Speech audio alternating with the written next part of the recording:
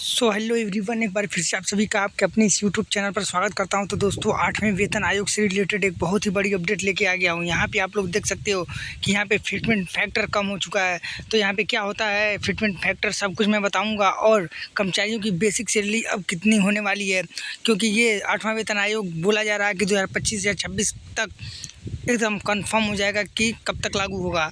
तो फिर आगे ले चलते हैं। यहाँ पे देखिए, पूरी अपडेट बताऊंगा। फिलहाल इसको मैं गूगल ट्रांसलेट करके हिंदी में कन्वर्ट कर लेता हूँ, ताकि आप सभी को समझने में इसे आसानी रहे। तो चलिए वीडियो को स्टार्ट करते हैं। तो यहाँ पे मैं ले चलता हूँ। तो दोस्तों, मैं यहाँ पे आ चुका हूँ और यहाँ पे मैं इसको गूगल ट्रांसलेट कर लिया, और यहाँ पे मैं आपको दिखा देना चाहता हूँ कि उसमें क्या क्या बोला गया था। तो यहाँ पे आप लोग देख सकते हो, लिखा है कि 8वां वेतन आयोग के वेतन और फिटमेंट फैक्टर में संशोधन मुख्य रूप से वेतन गणना द्वारा निर्धारित किया जाता है। संपूर्ण वेतन मैट्रिक्स न्यूनतम वेतन में वृद्धि के प्रतिशत से प्रभावित होगा।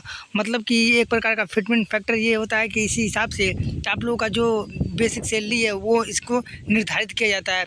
ये उतार चढ़ाव होता रहता है।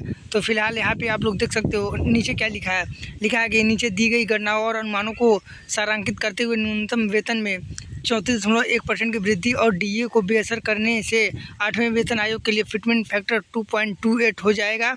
यह मानते हुए 1 जनवरी 2026 तक डीए की दर 70% है। फिर आगे ले चलता हूँ, आगे क्या बोला गया था। तो यहाँ पे आ जाइए। तो यहाँ पे लिखा है कि 8वां सीपीसी वेतन की न्यूनतम गणना। फिर इसमें लिखा है, फिटमेंट फैक्टर निर्धारित करने के लिए प्रारंभिक चरण में मौजूदा वित्तीय स्थिति के आधार पर संशोधित न्यूनतम वेतन की गणना शामिल है। न्यूनतम वेतन की गणना एक परिवार के लिए आवश्यक वस्तुओं के वर्तमान बाजार मूल्य को ध्यान में रखते हुए 15वें ILC मानदंडों और डॉक्टर एक्रोएट फार्मूला के अनुसार की जाती है।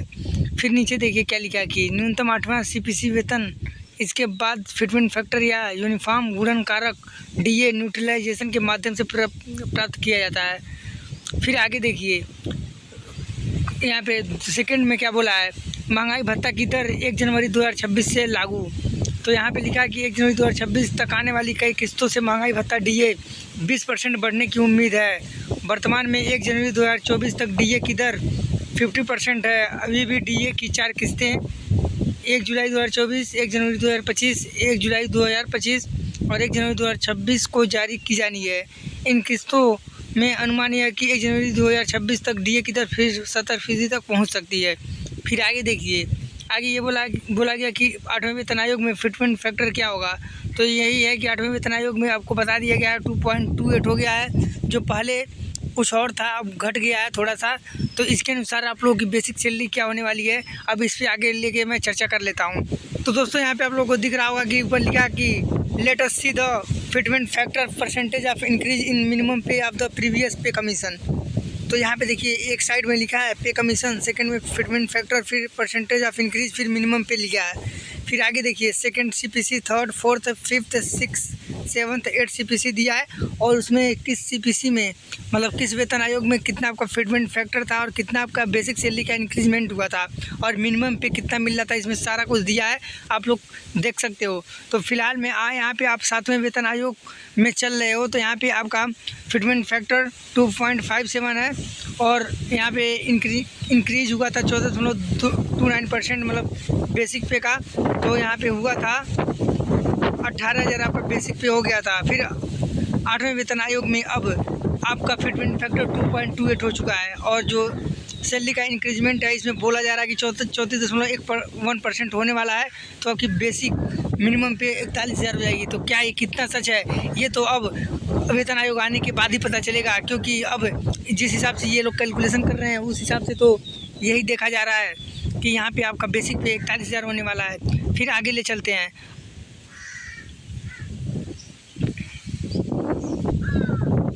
तो आगे यहाँ पे मैं आ चुका हूँ आपको लेकर। यहाँ पे देखिए, साफ साफ लिखा है कि projected 8 CPC pay for level 1 to level 5 fitment factor 2.28। तो यहाँ पे भी आखिर ये कुछ हद तक तो सही है, तभी तो इतना कुछ वायरल हो रहा है। आगे यहाँ पे देखिए, लेवल भी दिया है 1 से लेकर यहाँ पे 2, 3, 4, 5 तक का। और यहाँ पे देखिए 7th सीपीसी में आपका बेसिक कितना दिया है, बेसिक दिया है 18,000। तो इस समय जो चल रहा है। और फिर 8 में देख लीजिए आपका लेवल 1 का 41,000 दिया है। फिर उसी हिसाब से आप जितने साल आपका जिस हिसाब से इंक्रीमेंट लगा होगा उस हिसाब से यहाँ पे आपका बेसिक पे रहने वाला है। फिर यहाँ पे सेकंड में आ जाइए, सेकंड में लेवल 2 में, तो लेवल 2 का फ़िलहाल में 19,900 मिलता है। तो 8 CPC में जाएंगे तो 45,400 आपको मिल जाएगा। तो जिस हिसाब से आपकी सर्विस हो गई होगी 1 साल 2 साल 4 साल, उसी हिसाब से यहाँ पे आपका बेसिक पे मिलने वाला है। फिर थर्ड में आ जाइए, लेवल थर्ड में फ़िलहाल में 21,700 है, तो आपका 8वें वेतन आयोग में 49,500 होने वाला है। फिर चौथे में आ जाइए, यहाँ पे 25,500 मिल रहा है 7वें वेतन आयोग में फ़िलहाल में, तो यहाँ पे आपका 8वें वेतन आयोग में हो जाएगा 58,100। फिर 5वें में आ जाइए, लेवल 5 में आपको मिलेगा 29,200 फ़िलहाल मिल रहा है। और लेकिन 8वें वेतन आयोग में आते ही आपका मिनिमम स्टार्टिंग 66,600 हो जाएगा लेवल 5 वालों का। तो दोस्तों ये रहा आपका फिटमेंट फैक्टर के अनुसार आपका 8वें वेतन आयोग के अनुसार आपकी सैलरी। तो दोस्तों ये रहा आपका प्रोजेक्टेड जो सैलरी होने वाला है 8वें वेतन आयोग के बाद, ये है आपके सामने कुछ ऐसा। तो उम्मीद करता हूँ कि ये वीडियो आपको कुछ समझ में आई होगी, और वीडियो पसंद आए तो वीडियो को लाइक ज़रूर करें। मिलते हैं नेक्स्ट वीडियो में, तब तक के लिए जय हिंद, वंदे मातरम।